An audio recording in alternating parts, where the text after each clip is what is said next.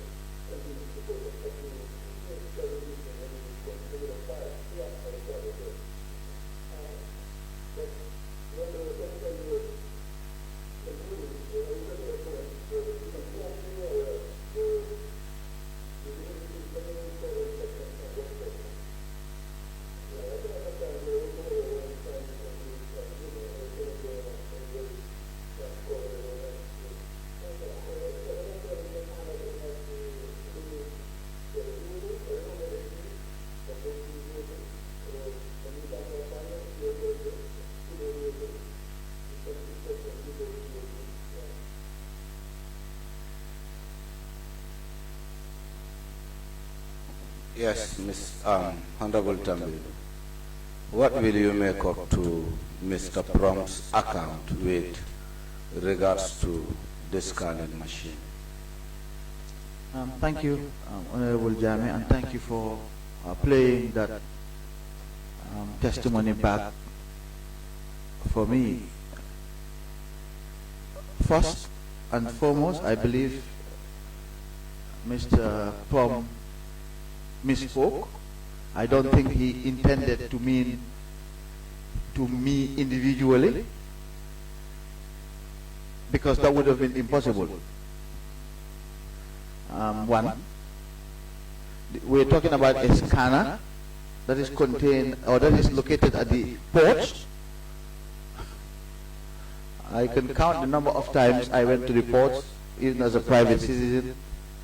And as Attorney General, I only went to the ports once when His Excellency the President was inaugurating the Kunta Kinte ferry. And two, the handing over wouldn't have been done to the Attorney General. Why would the Attorney General be giving equipment items from the receiver? It was given to my office, certainly, that I can confirm. And throughout the period of the receivership of Augustus Prom, they were dealing with the Civil Litigation Department. And the items that were handed over to the ministry were handed over to the Civil Litigation Department. And I understand that indeed the keys to the vehicles that he mentioned and the scanner were officially handed over to the ministry, which I agree with, and I accept, but not to me as an individual. So I think what he meant to say was the office of the AG, but having heard his testimony and him saying to the former AG, it would sound as if it was handed over personally to me, but that was not the case, not at all. Honorable Tambedou, in that statement, he didn't only said, I handed over to the former AG. Equally, your name was mentioned. To be specific, and I think we will need a replay of the video for the second time for you to listen. Your name was actually mentioned, and in addition, that was when he said he also handed over car keys to you. Yes, we don't need to play the tape again. My name could be mentioned many times over, but I'm telling you that it would have been impossible. Where would I put a scanner of that size, which is actually located in the ports? I believe, again, I keep saying, Mr. Pom was mistaken. Nothing was ever handed over to me personally, certainly to my office as AG. And I did say since the first day that even the little items that were easily movable that were taken from the former president's residence in Kanilai, including the gold-plated watches, etc., were brought to the office, and I have never seen any of those because I just wasn't interested. As I keep saying, I had more higher priorities to contend with. So what I will say is, I'm sure Mr. Pom, when he looks back at his own evidence and when he sees this conversation, I'm sure he will reach out to the committee, to council, to rectify that. That was indeed, it was a mistake to say that it was handed over to me personally. In any event, the handing over notes are there. They were handing over notes. People signed to receive these equipment, and they would have been witnessed. So you can take a look at all of that. But clearly, no item, no single item that belonged to former President Jammeh was ever handed over to me in person, anywhere at all. Mr. Honorable Tambedou,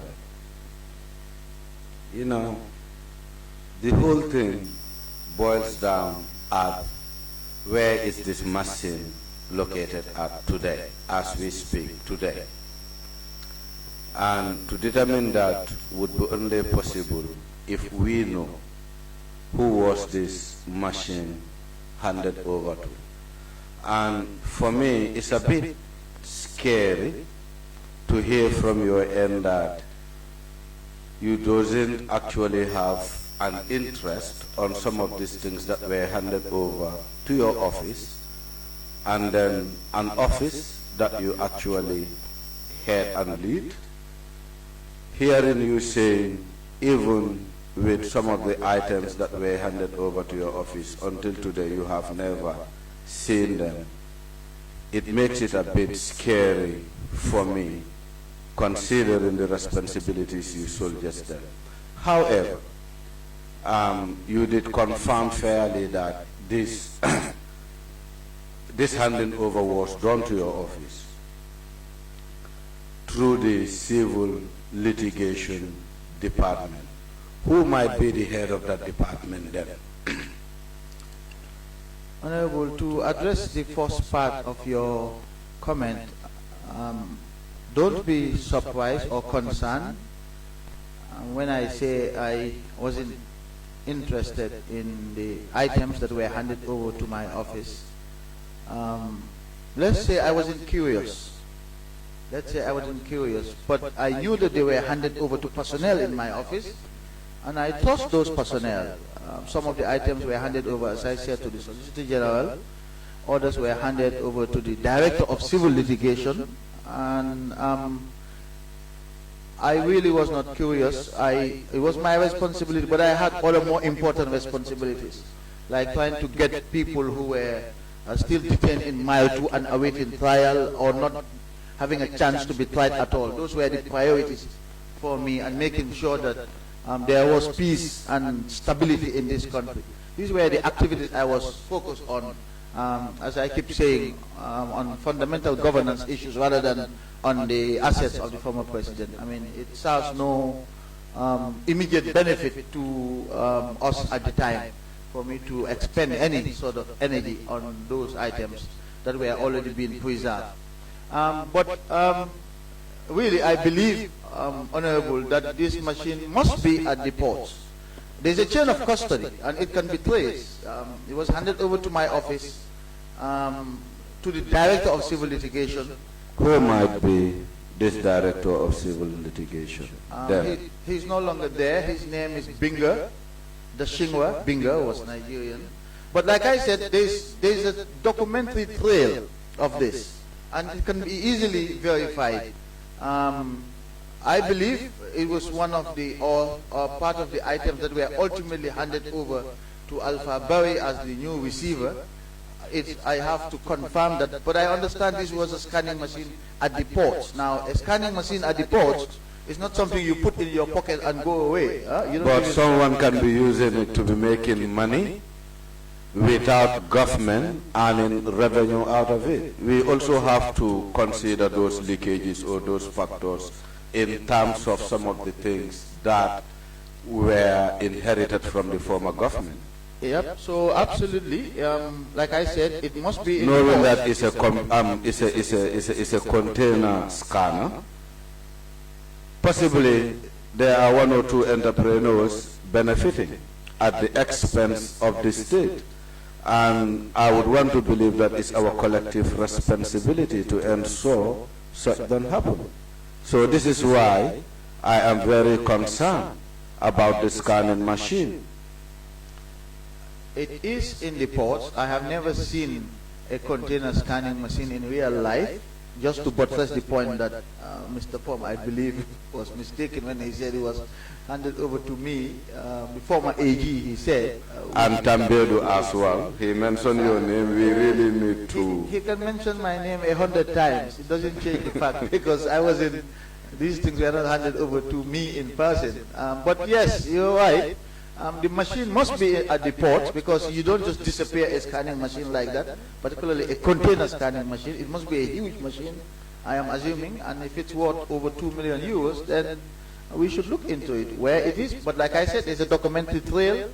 We have record of what was handed over, and we have a record of what the new receiver took over. So that can easily be verified. There might be even possibilities that the machine have crossed the border, considering the fact that the cabinet has decided to exchange some luxury vehicles to, you know, their counterparts in Senegal. There is this possibility that this machine might be moved to Senegal. Up to the time that I left as Attorney General, I am not aware of any such event. Let's talk about the warehouse that Mr. Prom mentioned in his testimony, and also the vehicle keys that he said he handed over to you. This time I would say to you, for the fact that he mentioned your ministry. That's fine. And your name. I haven't seen anywhere in the reports a warehouse at the ports mentioned and relating to vehicles that are owned by the former president. We were also under the receivership of Mr. Proms.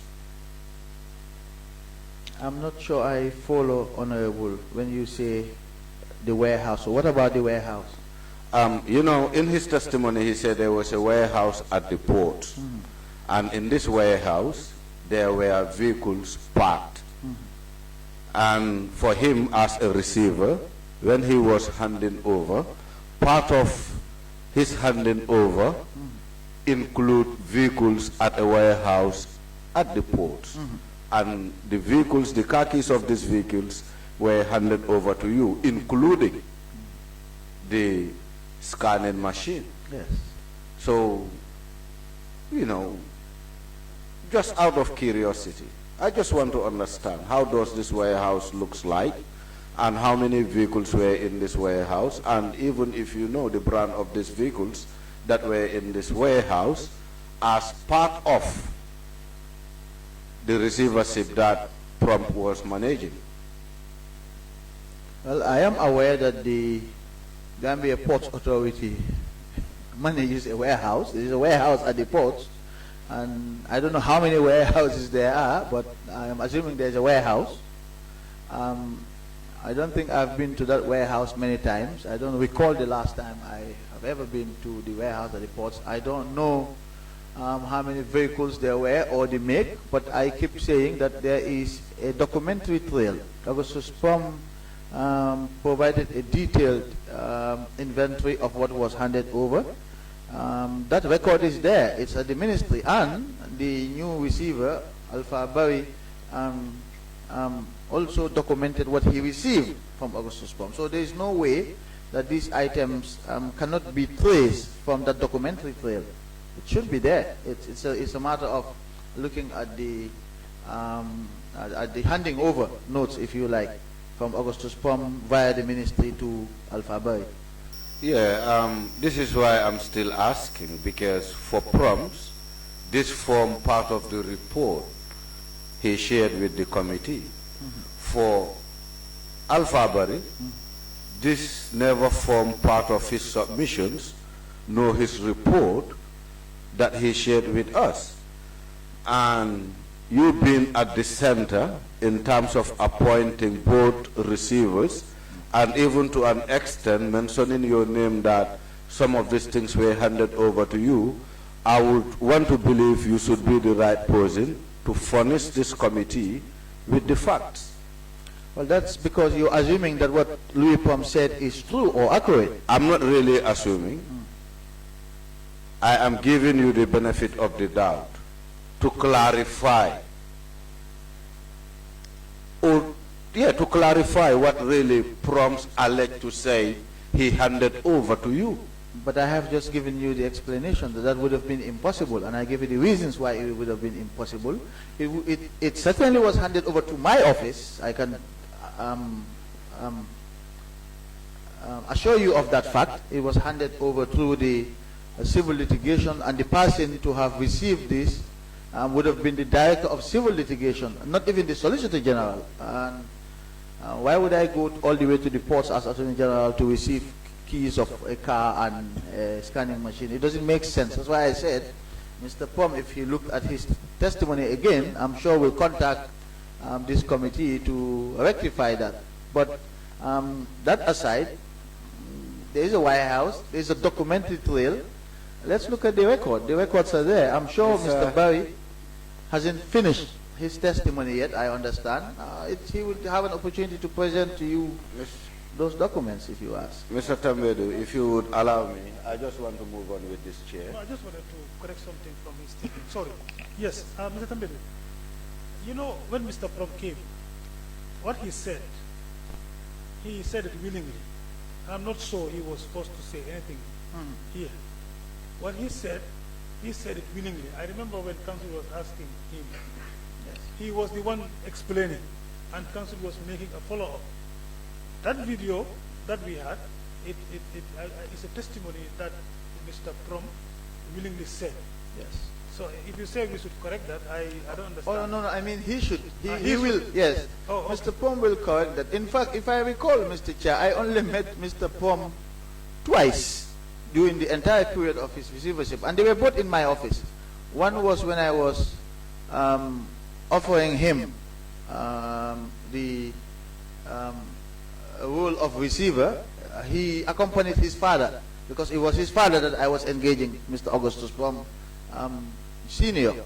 And the second time was when I met with him to discuss the issue of Social Security.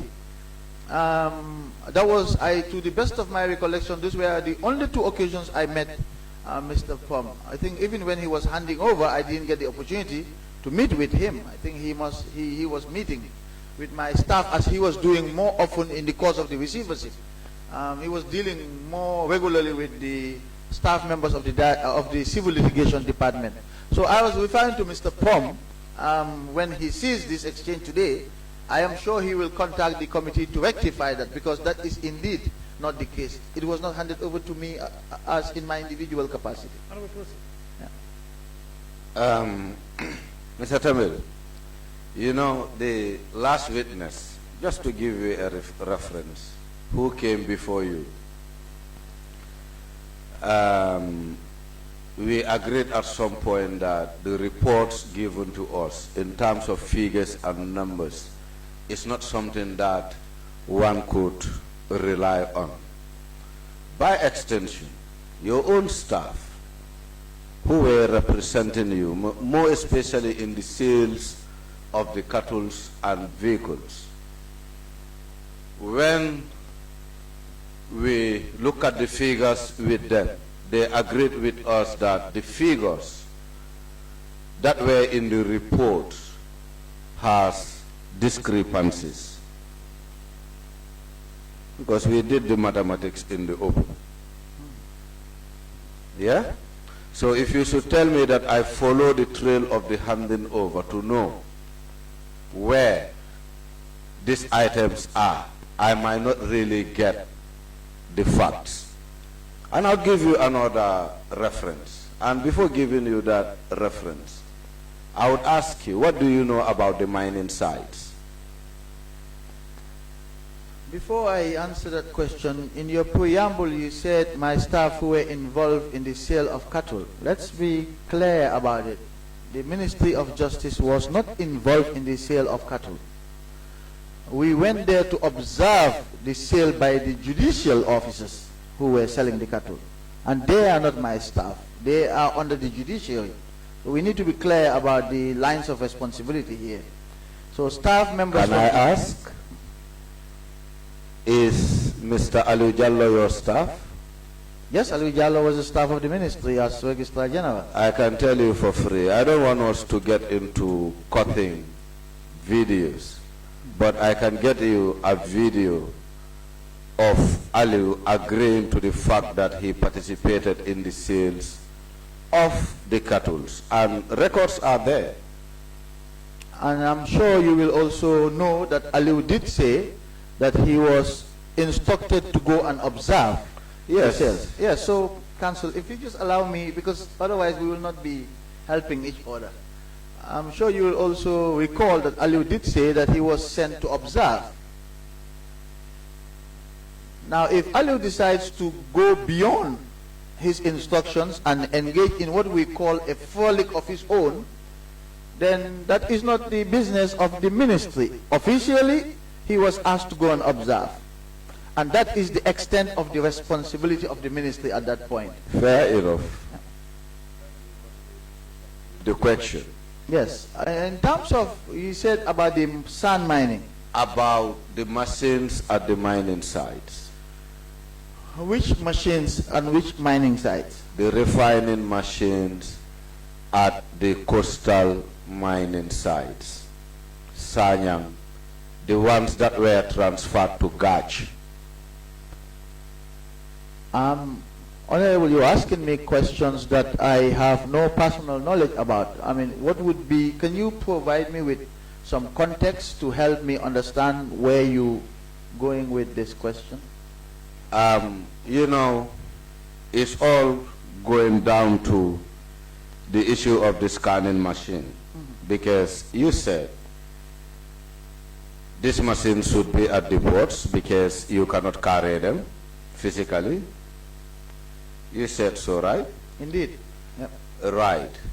And these machines also, I am asking, at the coastal mining sites, these were machines that form part of the Jane Commission report with regards to APAM, Tony Gazi, and all not. I think now you should have a recollection of what I am telling you. I certainly recall the names, yes. The names. And the reason why I am asking you about these machines is I just want to kind of clear your mind to the fact that thinking no one could move these machines, for me, I just want to disagree with that. This is why I'm asking you about these mining machines, because part of the investigations I have conducted, I realize these machines are way in Casamas. And as we speak, they are under a legal threshold. And during the correlations, people who are involved in that legal threshold in Senegal, in relation to those mining machines, form part of the report that were shared by the Janneh Commission. So for me, to tell me even that scanning machine is in this country, I cannot believe it until if you, Mr. Tambedou, and your ministry are able to prove to this committee that you know where this machine is located and where it is. If I may just respond there, your question raises a number of issues that you need to clarify before I can even attempt to respond. But starting with the last point about the machine and the ministry proving, Honorable, this is the whole point of this exercise, is to establish the facts, and all you will get from witnesses here is they give you the context, they give you facts in their knowledge, and it's for you to verify those facts. And you verify those facts by engaging in a number of activities, by asking the witnesses questions, by even conducting site visits. All I can say here is the assumption is that the machines are at the ports, because we're talking about container scanning machines. I'm not discounting the fact that the machines couldn't be moved. I said you can't put them in your pocket and go away with them. But the machines were brought into the country in the first place, so obviously they were moved from one location to another. And they could also be moved again. I don't know. But what I'm saying is, in terms of the chain of custody, that is documented. And you can easily verify that from the handing over notes that Augustus Pom submitted. And we can also verify from Alpha Barry when he took over the receivership. So that's the first point I'm saying I want to establish. The second one is the machines you keep referring to APAM, etc. I mean, who owned those machines? Did the Janneh, if you just allow me to continue, I know you... I'm really allowing you to. Yeah. Who owned those machines? Were they owned by APAM, by the former president? Did the Janneh Commission order that those machines be taken? Were those machines forfeited? I need to, you see, you're asking me all these details about these assets. At my level, at the policy level, I am not involved in the day-to-day management of these processes. That's not for the minister. The minister deals with the policy. And if you want to know the details about how these issues were managed at the practical level, day-to-day level, then perhaps you should consider directing those questions to someone who was involved directly in those processes. But at my level, you think at that time I would be going around asking for where those machines are, etc. I had staff that I delegated those responsibilities to. But I would like to know, and I would like to help you. I'd like to help this committee and help the public know the questions that you're asking. And I want to know exactly what is the provenance of these machines, who did they belong to, were they identified by the Janneh Commission as machines that should be forfeited, etc. I want to understand the provenance of your question. Yes, Honorable, these said machines form part of Janneh Commission's report, volume 9, if I can recall. Okay. And part of the recommendations form was for these machines to be forfeited to the state. Okay. And by extension, APAM as a company was asked to pay certain amount, I think, in between 30 or 6 months. I didn't have the document before me here. Indeed. But then, the reason why I am insisting to ask this, because, you know, for me, I was privileged to this information through the records. I would say a document that almost you coordinated or authored. Which document? The Janneh Commission report. Well, I have to. Because you submitted it, I think. No, you see, that's why I'm trying to help you, Honorable, so we don't conflate issues. Huh? Okay. The government had nothing to do with the Janneh Commission report. It was the Janneh Commission that wrote its report, all 9 volumes, and handed it over to the President as required by the Constitution. The government then authored a white paper in response to the Janneh Commission. So the report of the Janneh Commission has nothing to do with either the government or myself or the ministry. No, it's almost all the same. Like the Mandingas would say, Babula Julola. No, let's get this. It's not the same. No, let's get this now. Now you are leading me to another point. What was government's report, response with regards to the mining sites on the white paper? What interest do government form on the white paper regarding mining and regarding those companies and the equipments that were at that site? In general, the government accepted every recommendation and finding of the Janneh Commission. And where it did not accept a recommendation, and there were a few, perhaps less than 1% of the recommendations, the government provided a reasoned opinion as to why it did not accept. So as far as I recall, the government accepted the Janneh Commission's recommendations on APAM and the mining issues that the Janneh Commission identified. And so if the Commission recommended for the forfeiture of those machines, the government would have accepted that recommendation, and the government would have taken control of those machines as a result of that acceptance.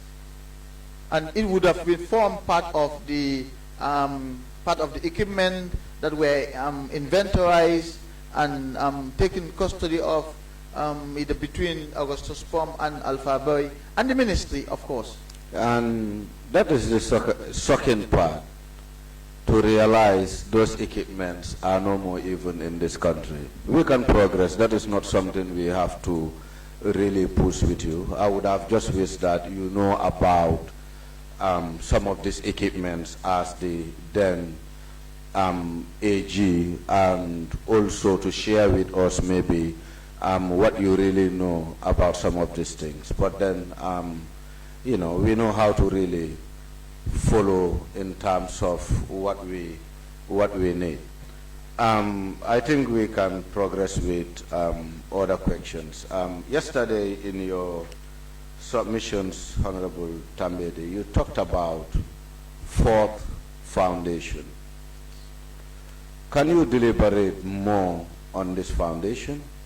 What engagement have they made with the government? Where does it actually initiated? And if really at any point government was also documenting the engagements they were having with this foundation?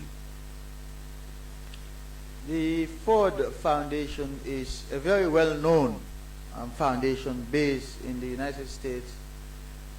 And they do a lot of support work to governments and non-governmental organizations, or through non-governmental organizations, and so they are quite well known. At the time that they visited the country was awash with foreign visitors, international organizations, governments, foreign parliaments, international non-governmental organizations. There were a lot of visitors to the country at that time. I guess, as they say, we were buzzing around the world. And so the Ford Foundation was one such international organization that came to the Gambia. I believe they went to the Janneh Commission to observe what the Janneh Commission was doing and interacted with them. I do not have a lot of information about that interaction, but I can tell you when they came to see me what our interactions were.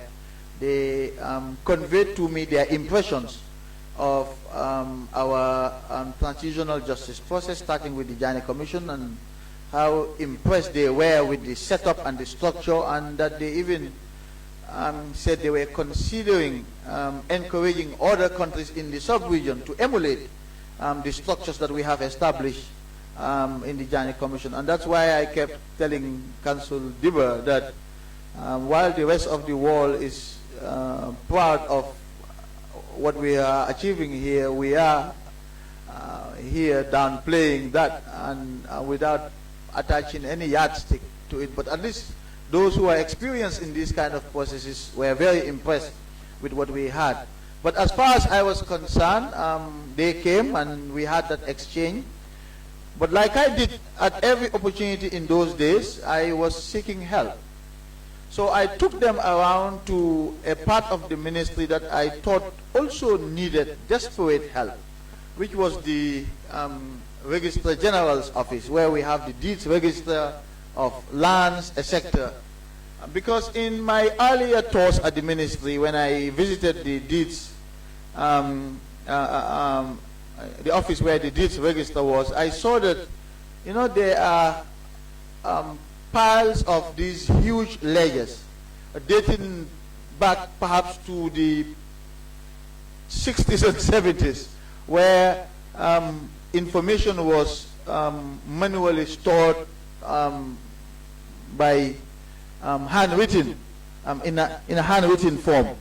And some of them, because of, unfortunately, because of rains sometimes with leaking roofs, some of the papers were almost fading by virtue of time, but others were fading because they were affected by water, etc., and the inks were fading. And I was worried because I know the potential trouble that we will be here insofar as land management and registration is concerned if that data is lost in that registry. So I took them around and showed them with their naked eyes so that they see what the challenges was, and I subsequently made a request for them to provide us with support to digitize the lands register in the country. And they were very open to the idea because they saw the need for something like that. So as far as I was concerned, that was the extent of my engagement with the Ford Foundation. I took them around and requested support from them. Do they offer any technical or financial support to the ministry specifically? Not to the ministry, not at that point, no. To your knowledge, to the commission? I do not know if they offered any kind of support to the commission. Okay, because you did not know? No. Okay. Because what I saw on their website, they have offered the Gambia $125,000 to support the commission. Again, it shows how yes, and also one of the witnesses who were here said they supported in offering forensic audit. And it will also interest me to know if in a situation they have conducted any forensic audit, if that was to your knowledge. That information that you're sharing with me, Council, shows a number of things. Honorable. Honorable, shows a number of things. It illustrates that the Commission was acting in full independence of the ministry, that we were not involved in what the Commission was engaged in with third parties. That's first. And second, when these organizations mention amounts of money as support to entities, it doesn't mean they gave cash. The support can be in different forms. So for example, if they send personnel to come and... Should we not preempt that? Sorry? I said, should we not preempt that? I don't just want us to preempt maybe what the support was directed to, since you said you are not privileged to the information. Because maybe either the commissioners or the late council or members of the commission, you know, should be in a position to give us an answer. And you might actually prepare their mind in terms of the submission you might actually make here. Okay, well, I'm sure members of the commission and council would be better placed to explain this. I would just wanted to, again, these processes are meant to also educate the public about some of these things. And so I wanted to take the opportunity to explain that when monies are mentioned as part of support, it doesn't necessarily mean that cash is given. In fact, that's the exception. What is the norm is that the support is provided in the form of technical assistance, a sector, and then they take the sum total of that technical assistance and present it as the amount of money that was provided as support. But it comes in the form of technical assistance, etc. So I'd be very surprised if the cash was given to the commission. Knowing organizations like the Ford Foundation, they don't operate that way. So it must have been through technical assistance. Let's come to the appointment of Alpha Capital. How will you regard Alpha's appointment? How will I regard that? Yes, either, let's say, as an individual or as a corporate entity in between these two lines. All of my appointments and engagements were done in individual capacities, just like I did with Augustus Prom. I also did with Alpha Barry in their individual capacity.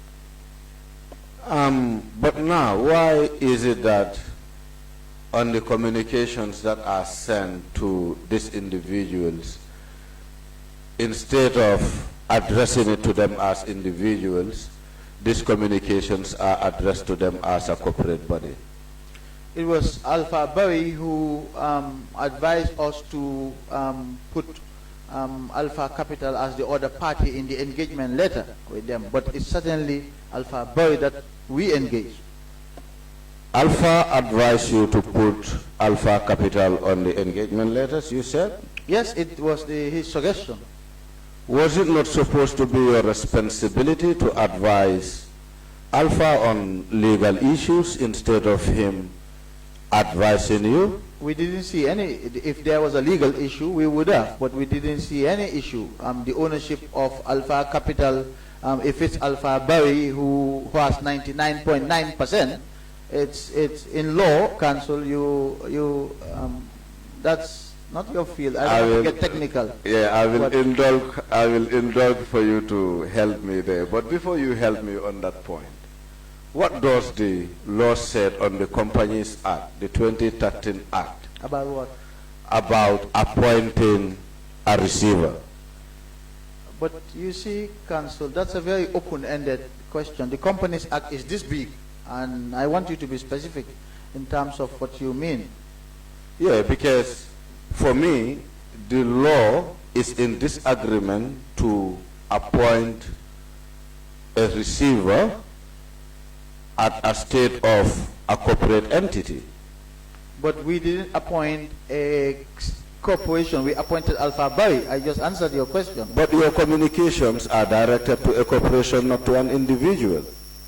I'm not sure even Alpha Capital is a corporation. So you're getting into very slippery waters here. Alpha is that's why I said he is registered as a business. You said corporation. So I just said a corporate entity. What I meant about a corporate entity here is a legal business entity, because for me, any registered enterprise or entity with the state, I can refer to it as a corporate body. That is just. That's why I said the Companies Act is this big. It's not as simple as you make it. But in any event, for your question, Alpha Boy was appointed as an individual, just like I appointed Augustus Plum, just like I appointed Ami Bensouda. I think we have all seen the communications coming from Ami Bensouda with the letterhead of her office. I mean, people work in a certain manner. I don't have issues with that, so long as there is clear understanding that the assignment was given to the individual, then that suffices for me. Honorable Tambedou, you say I will leave the issue of Alpha Barry's appointment. Maybe the council will take that up later with you. But I have the same problem with directing communications to Bensouda as an institution than an individual. It's almost the same thing. And I also have a problem having, with all due respect to her, having Bensouda being appointed as an individual and exposing evidence to members of her bar. Not only exposing evidence to members of her bar, but inviting individuals from her bar to work with her at the Janneh Commission. And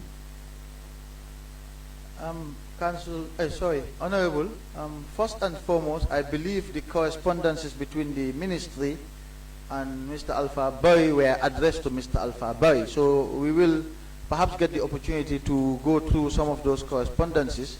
But clearly, if I recall correctly, they were addressed, Mr. Alpha Barry was the addressee. That's one. And two,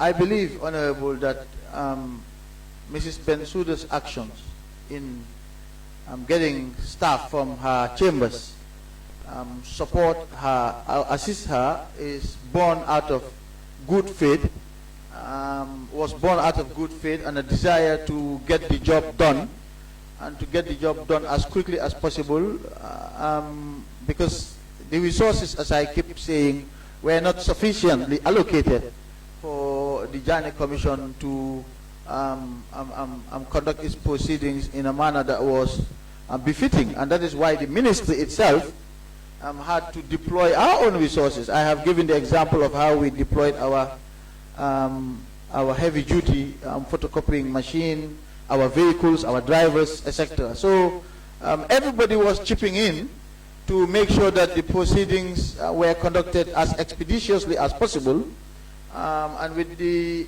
highest standards at our disposal. So I wouldn't fault Ms. Bensouda for bringing on additional resources from her chambers to assist her carry out her work in the way that she ought to have.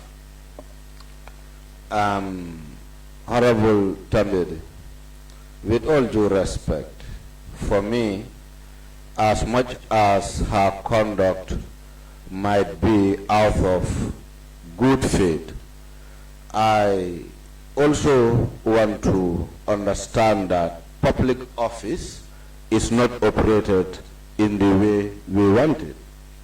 Public office is guided by laws and principles.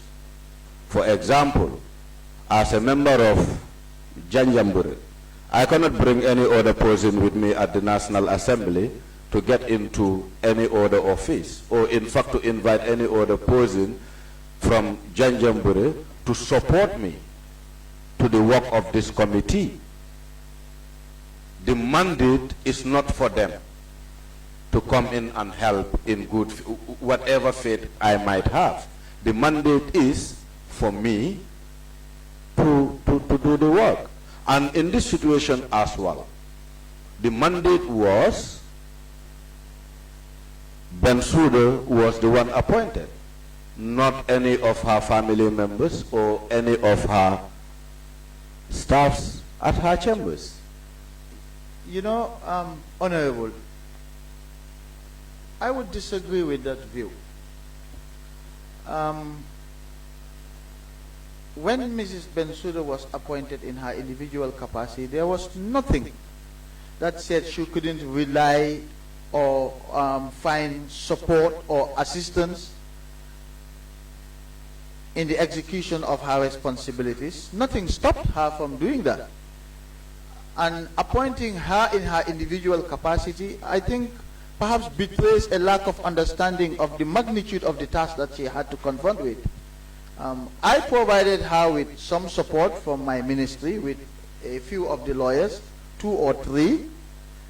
But I am sure that that wasn't enough. I am sure that that was the reason why she called for additional resources from her own chambers. Just because you are appointed in your, let's take this setup, for instance, this select committee, special select committee. The team of lawyers that you have here are not members of the select committee. They are not members of the National Assembly. Members of the select committee are. They may be members of the National Assembly service, but not members of the National Assembly. And the members of the select committee can only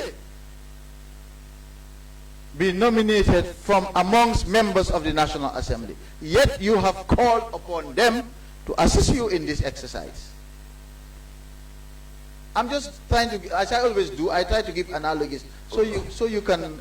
No, I try to break it down. No, with that, I will take you back to the mandate that institute this select committee.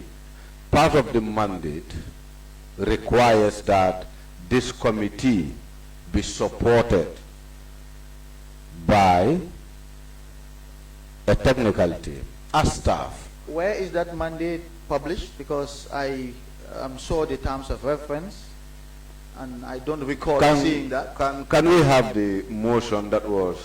No, there's a motion. There is a motion. There was a motion. And the motion was supported by members of the National Assembly. And it includes that this select committee be assisted by a technical team, where it mentioned the council and the investigation and all that. Okay. So well, that was information that I was not privy to. The information that I was privy to was the initial setting up, establishment of the select committee, which makes no reference, as far as I could see, to a legal team. Was it done at the same time when the select committee was maybe you didn't established? Maybe you didn't get to read the motion. Maybe you read the second motion. The extension? No, not the extension. I'm talking about the first motion laid by Honorable Majority Leader. Is that on the website? I will assume, yes. It must be there. Yes. If it's not on the website, it must be on our Facebook page. But then before the end of the day, we will provide you with the motion. But my point here is, you made it very clear that Bensouda was appointed as an individual. In her individual capacity. Right. Yes. And my point is, that does not qualify her to outsource people to support, and also by extension exposing, I would in fact say, confidential documents. And if you give me the answer, I would give you what it have cost this nation. Honorable, my response to that is this. It's clear that Bensouda was appointed or assigned in her individual capacity. There was no restriction placed on how she could be assisted in her work. And to use outsourcing may be inappropriate in this case, because it perhaps denotes that some kind of payment was made to her support team from her office. I believe, stated earlier that no other member of Mrs. Bensouda's chambers was paid by the state. And so if Mrs. Bensouda, in her wisdom, wanted to rely on extra support for her work, there was nothing that prevented her from doing, because there was no restriction in the engagement. That is fine. Yeah. Are you not worried, Mr. Habib Drame is not being called by the commission as a witness? Are you not worried about this, considering the fact that he was one time working with few institutions that were adversely mentioned by the commission? Not just working with 1 or 2 institutions, but he was the head of those institutions. No, I am not worried because I trust in the judgment of the commission, which was acting independently to assess the materials that they had access to and to make their determination as to which witnesses to interview and which witnesses to interview and hear in public. Are you not worried from Mr. Kurang's submission that he was sacked almost by the influence of Mr. Habib Drame? As far as I am concerned and as far as I know, Mr. Alaji Kurang was removed based on my specific request to His Excellency the President, following my consultations with members of the Commission, Council, and Mr. Kurang himself. But with all indications, Mr. Drame was communicated for Kurang to leave that office, even without a formal letter, when he objected and said he needed a letter for him to vacate that office. Was that not too much for Mr. Drame to act? I am not sure I follow you on this when you say Mr. Drame was communicating. Yeah, to Mr. Sise, Ibrahim Sise. To do what? Secretary to Cabinet. Yes, to do what? To tell Kurang that let him park and leave the Jana Commission. He was sacked by the President. And that was when Mr. Kurang suggested he needed this in writing. You giving me information for the first time. This is the first time I'm hearing about this. I can only tell you what I did, and I think I have been very open and clear about my part in this, and I would only reiterate my position that as far as I am concerned, Mr. Kurang's removal emanated from my engagement with His Excellency the President. And you wouldn't really want to agree even on a bit of that conflict within the Commission, then looking at Council Bensouda's family ties with Mr. Habib Drame, who was one time. If family relations in government is the only basis for conflict, then no two members of the same family will work in the same government in this country. Your brother can be the governor of the central bank and you will be the Solicitor General. Is there a problem with that? But this was a special assignment that was informed by indicators. So, by the look of things, one should be able to identify where some of the conflicts are. For example, you've been given the discretion to appoint a council. Yes, we know Gambia is a small country, we are all interrelated and all not Mr. Tambedou. But the person you are appointing as a council, you should also factor that that person shouldn't have that connection at certain level. Because for example, you appointing a council and he or she is investigating somebody who was heading a particular institution that is adversely mentioned. Will that not become a selective justice kind of? Honorable, you know, from my experience in both government and outside government, sometimes in this country we demand standards of integrity in public office that you will not find anywhere in this world, and that's only based on people's imagination. I have seen President John F. Kennedy appoint his brother Robert F. Kennedy as his Attorney General. If you did that in this country, people will be up in arms and call it conflict. So, I mean, these are things that we set for ourselves in a small country where really, as you said, people are somehow related directly or indirectly, and we make these demands of integrity and high standards in public office that do not exist anywhere in the world. Honorable. Thank you. I wouldn't waste our time. Just a very final one. What will be your take about an offshore company in Morocco, the mall in Morocco that used to belong to the former First Lady. I don't know if that is... It formed part of the report on RS-65 in case you want to have a look.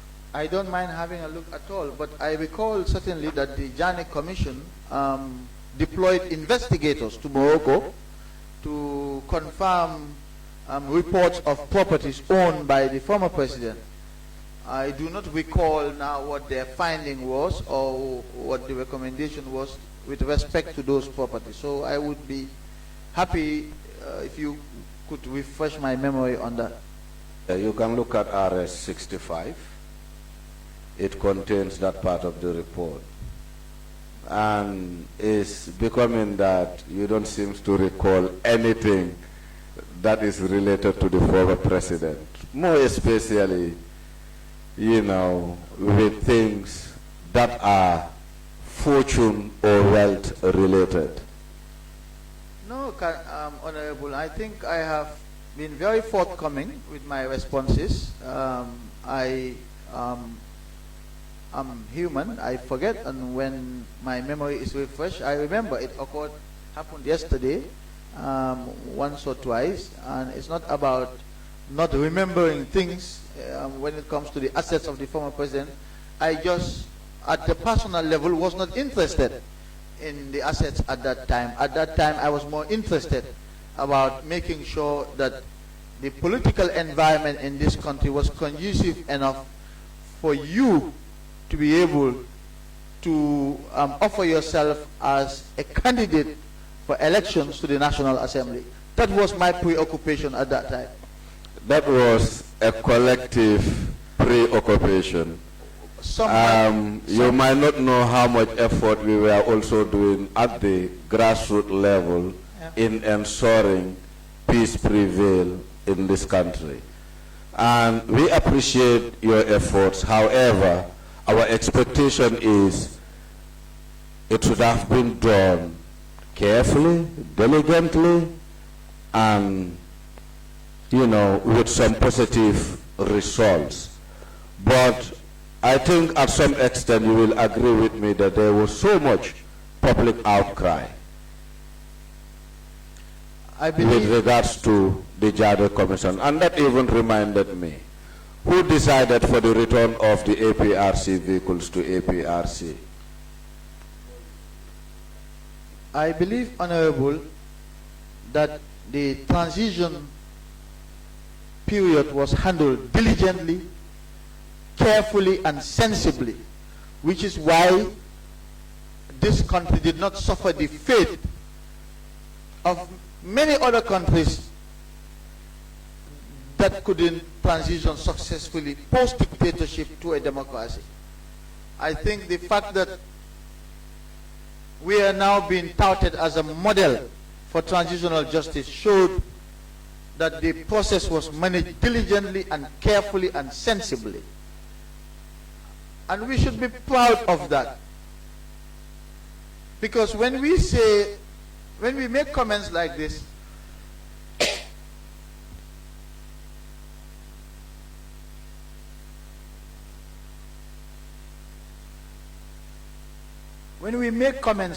Honorable, we are not using any yardsticks. We're just basing it on our imagination of how things ought to have been. But the experts in this field, those who know better than all of us, commend our processes, commend the way in which we manage our process. Excuse me.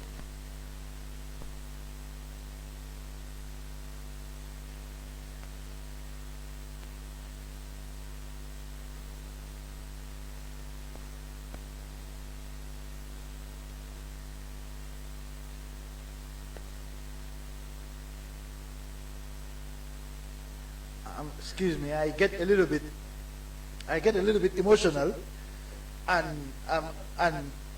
agitated when I hear. No, but the thing is, you know, we're all making comments without using a yardstick, and this has been a constant theme in this country. We should have done this, we should have done that, it was too late.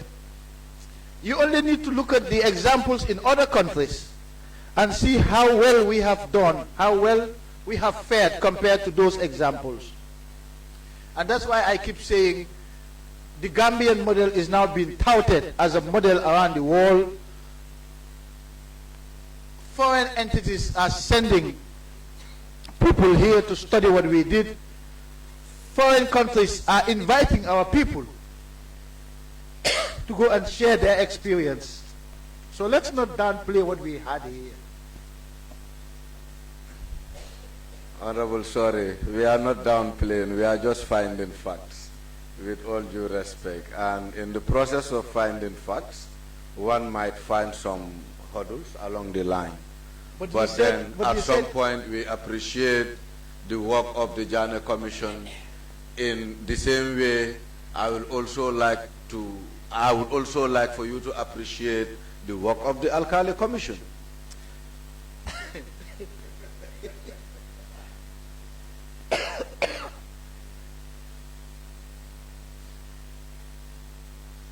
You know, no need for comment. All right, thank you, Chair. Thank you for sparing me.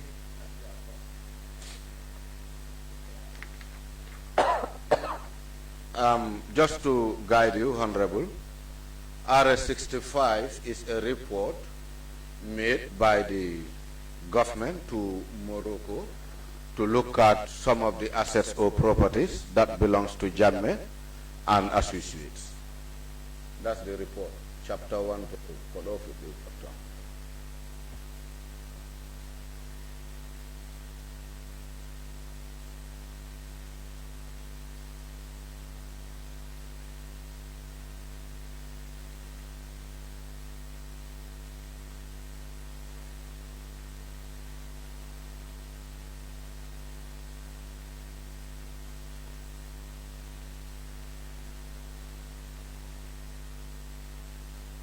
Yes, Honorable, please go ahead. Yes, we can come back to that later. You know, today is Friday. And yes, I don't want to. But then, I just want to understand about these assets, their conditions, what was done, because a lot of work was done around these properties, including the mall.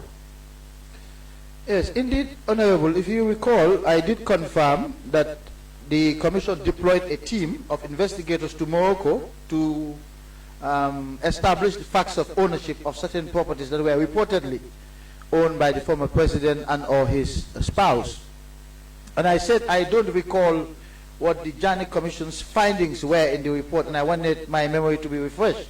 But what you're showing me now is actually the report of the mission and the plan that was undertaken, which is what I have already referred to.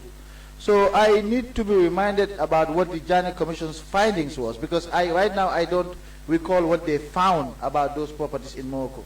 So that is the situation we are equally in.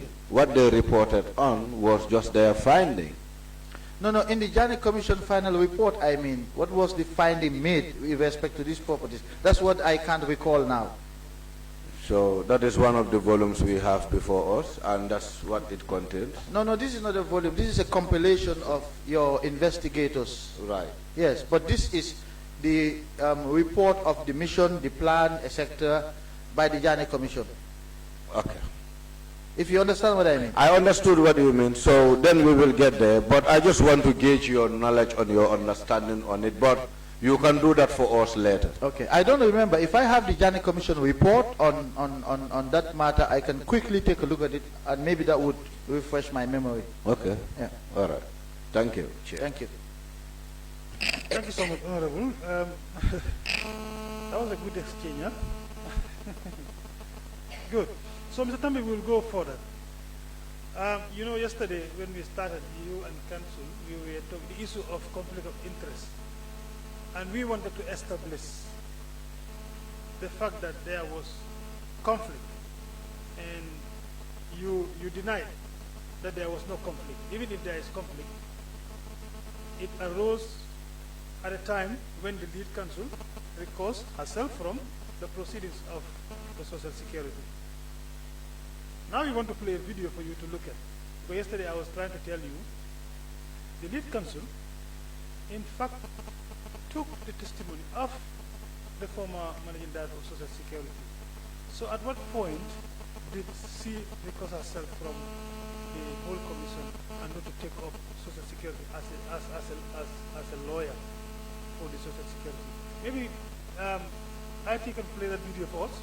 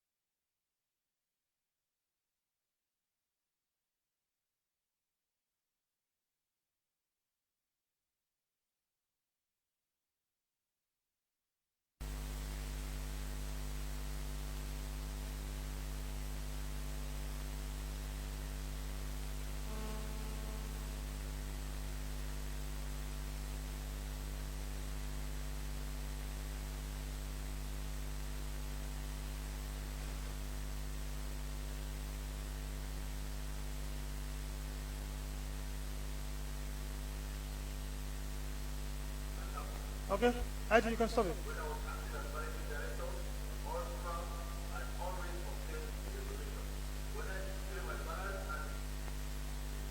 Good.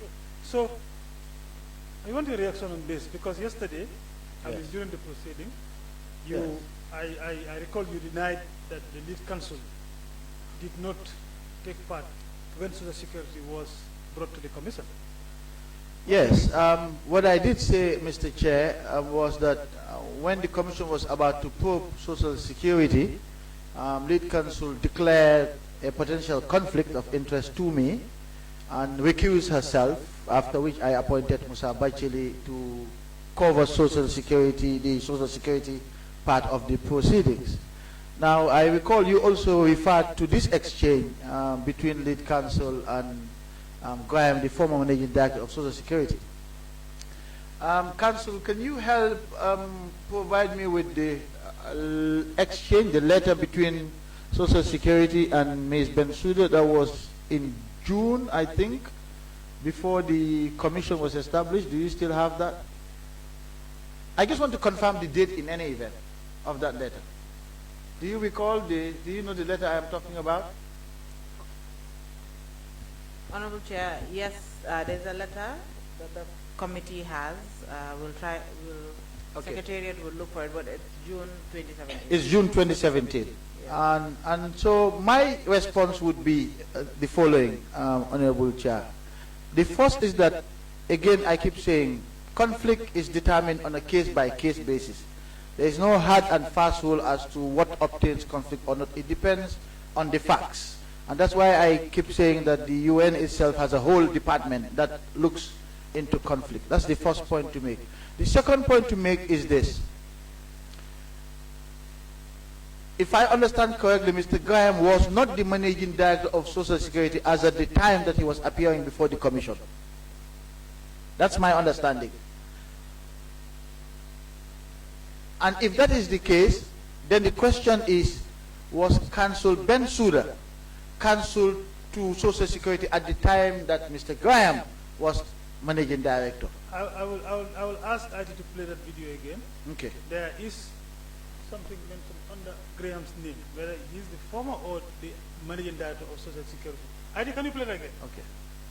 At the time that Council Bensouda was leading him before the commission, I believe that was Manjang was the director or someone. Let's play the video again. Okay. Please.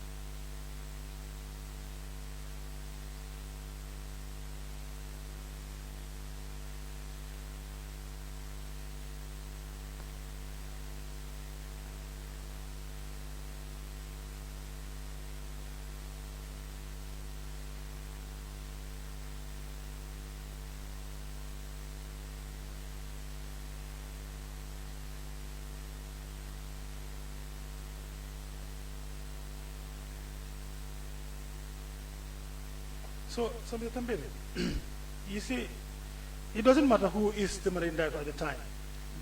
Madam Bensouda, Social Security is a client to Madam Bensouda.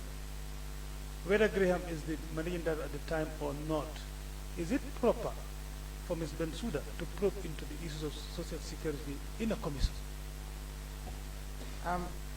Again, I'm just sharing my experience and my personal views on conflict. Conflict has to be also situated in time. And that's why I say conflict depends on the specific facts that you're presented with. And if Mr. Graham, assuming that Mr. Graham was managing director at a time when Council Bensouda was also retained by Social Security as counsel, now I could see conflict, potential conflict arising by this act, by Council Bensouda leading Mr. Graham's evidence as it happened. But if Council Bensouda was not retained as counsel for Social Security at the time when Mr. Graham was managing director, then it's not very clear again. You can't say there was conflict or not. So I'm just saying I am not convinced that this would amount to conflict at this stage. Simply because we are dealing with a situation where I don't know if Council Bensouda was retained by Social Security at the time when Mr. Graham. But what I know is that once Council Bensouda was engaged in 2017 from June, and Social Security was being probed by the Commission, when staff who were either managers or the managing director of Social Security were being called, she did not take part in that probing. Another lawyer was assigned to take part. So at what point did Council Bensouda inform you about a potential conflict? Is it before the testimony of Graham or after the testimony of Graham? I wouldn't know. I wouldn't recall. I keep saying I wasn't a keen follower of these commissions. And even if I did right now, I wouldn't be sure about the dates because it was not something that was at the time significant to me for me to keep track of the dates in any event. But I can't recall now, Council, whether it was before or after. I wasn't even sure if Mr. Graham had appeared before the commission until you mentioned it to me yesterday. So this was the extent of my following of these commissions at the time. So you're saying when Mr. Graham appeared before the commission at the time, Council Bensouda was not retained as... I don't know that. That's what I'm saying. I don't know the facts about her retainership at Social Security when Mr. Graham was managing director at that time. Yeah, because we wanted to establish that not only Mr. Graham appeared before the lead counsel, you know, there were staffs in Social Security who also appeared before him, before her. Yes. So, and it goes to the same point. If unless I know what Mrs. Bensouda's relationship was with Social Security, as at that time I wouldn't be able to, if indeed. But Ms. Bensouda has been the lawyer for Social Security for a longer time. You know, there's a difference between ad hoc engagements and retainership. I think all the lawyers here can tell you that they get assigned work by different state-owned enterprises at different times. And that the state-owned enterprises sometimes have a retained lawyer who is engaged for a longer-term basis, and they are assigned work on that basis. So if in the case of ad hoc assignments, an issue arises regarding that particular subject matter, then the potential for conflict arises. So when she told you that there is a potential conflict between her and Social Security at the time, was she on retainership and not ad hoc? Yes, it was. I think at the time, that was when she was already engaged by this letter of June 2017. Because the commission was established in July. And so the hearings about Social Security came subsequently after that. Okay, we will find that out and then we will establish that. Okay. Yes, thank you, Chair, and thank you, Mr. Tambedou. And I'm sure you'll appreciate the question I asked yesterday about the need to do a due diligence in this particular aspect, because I'm sure certainly if the due diligence was done on the particular council, Bensouda, you would have realized that actually she has some relationship with some of the companies that are on that will be under investigation during the thing. Now, I want to also bring your attention to a letter here from the Commission of Inquiry dated 12 February 2019. And the letter was addressed to Augustus Prom, the receiver, from the Commission of Inquiry. And the subject is receiver fees for Social Security hotels, that is Ocean Bay Hotels and Sun Beach Hotel. I read, a reference is made to the meeting held on Monday, 4th February 2019, between the commissioners, lead counsel, and yourself, as receiver to the two hotels mentioned above. And one of the points discussed was setting a reasonable fee for the receivership of the hotels. And it was brought to our attention that 10% of gross revenue on each hotel had been taken as a monthly fee. Concerns were expressed on why such exorbitant amounts were paid to yourself without making an application for approval and payment of fees, etc. Then, in the last paragraph here, it says, the role, powers, and obligations of the interim receiver are to act as custodian of the hotels to protect the assets. The interim receiver has no custodial or monitoring role. The interim receiver has neither the right nor the responsibility of running today operations of the business. So you can clearly see here that the council for the commission in 2019, in fact, that was the time when the commission was even winding up, still is dealing with the receivership as far as Social Security is concerned. So you're going to see that the relationship did not actually end in 2017. And that's the reason why we are saying throughout the process, you see that there were conflicts. Because again, she has a lot of relationship with Social Security, and it's very evident by the letter from the Commission. Now, the other aspect of the letter from the Commission, it may not concern you because of their independent body, but where they were trying to restrict the receiver that don't do this, don't do that. And when you go to the Companies Act 2013, you realize that actually there was some issue of misleading the receiver because of the powers they were trying to tell him that he has only. In fact, the receiver's power extends beyond that as per the laws of the country. So my issue here, just like what the chair was actually saying, and since yesterday, it is a well-established fact. There was indeed a conflict between the Council of the Commission and in relation to the companies that are under investigation, because she has a direct relationship, Social Security for one, and then you're talking about the the other two I mentioned yesterday. So essentially, that distinction actually has never been separated throughout the process. You may have appointed Bachelet at some point, but you will still realize that the council never separated herself from the action of Social Security, from the receivership throughout. So the conflict actually continued, even though you attempted to try to dilute her, actions represent the commission, and at the same time the rest with the thing. But you can clearly see that actually it has not stopped by virtue of these letters and additional letters that I don't want to read for the sake of time. If I may just react to Honorable Member for Opasalo. You've raised very pertinent issues as well. But the starting point again for me is that due diligence was indeed done in this case. Because due diligence includes raising an issue beforehand to ask. And perhaps maybe this is an opportunity for me to also share with you that in fact due diligence was conducted in the appointment of all members of all commissions, maybe except for to a lesser degree members of the Constitutional Review Commission, to a lesser degree, because I wouldn't want to be conducting due diligence to on judges.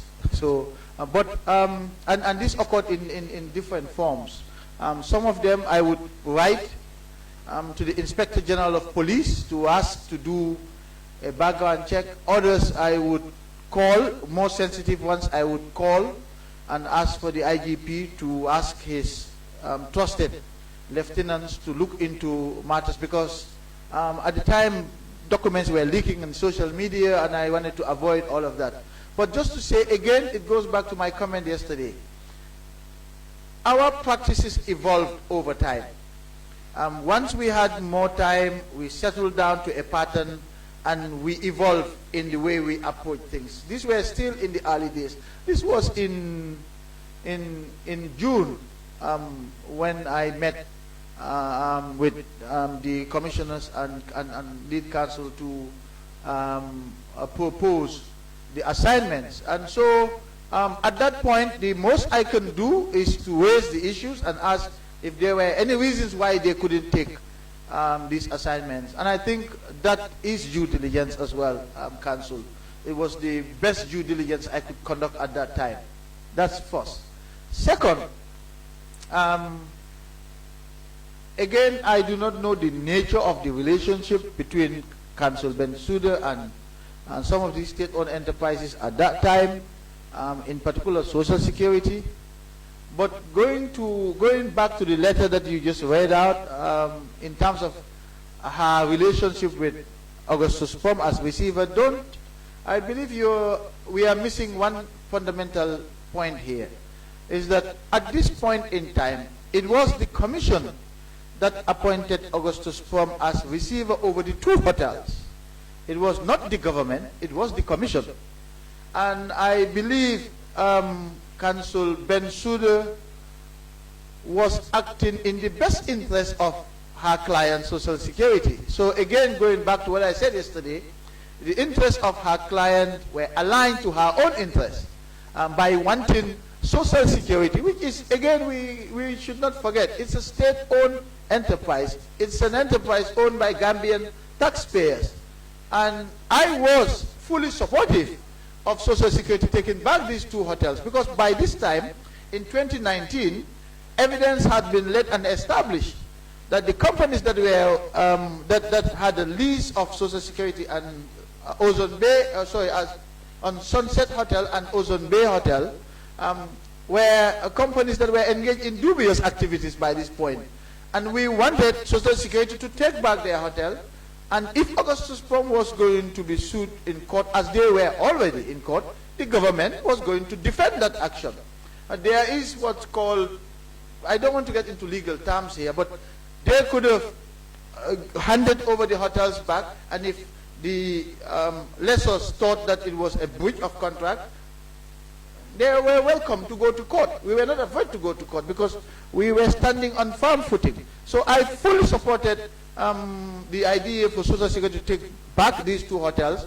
I think Council Bensouda also wanted that. The government, cabinet wanted that.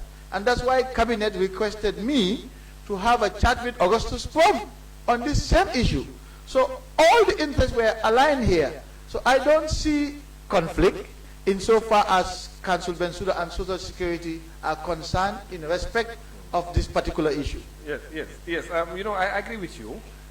But the interest here, like I told you yesterday, it was not only about the interest of Social Security and to a large extent the government, because the government actually owns Social Security. But it was also at her own interest, that is the interest of her firm. Because we have evidence, like I told you yesterday, that shows that she's actually telling Social Security how much commission is going to earn when these things are completed. In fact, if it were only like on a basis where there is no charge on her side or on the side of her farm, then I will agree with you. Or like it was a pro bono, which means there was no fee. But if in the interest of Social Security, it's actually more because of her interest was also there.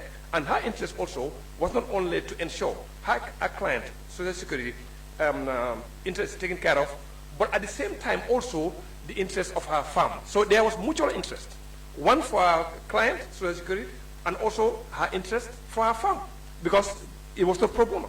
She was free. So that's exactly what we're trying to say, that this particular instance, in fact, there was conflict, because she is providing something for her client, and the client also, she has, two clients actually.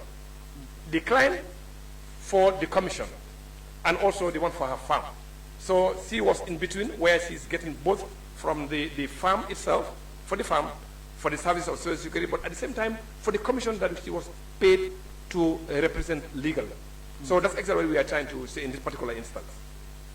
Counsel, I can only respond based on the facts that I know and based on the scenarios that you present to me. I am sure Counsel Ami Bensouda is more than qualified to provide better explanations than I am, because she is directly, she has direct knowledge of these facts. That's fine, that's fine. Thank you so very much. Counsel, can we proceed today?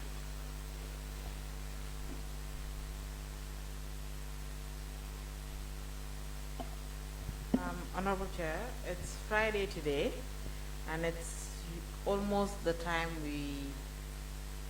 it's like 10 minutes to the time we normally take breaks on Friday, so I don't know. Please provide some guidance here. Do I start, or do we just take the break, because it's almost Juma time? It's 1:20 now. We can start at 2 o'clock, then we can break at least.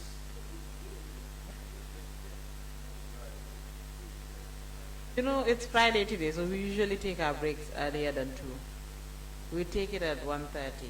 So I don't know.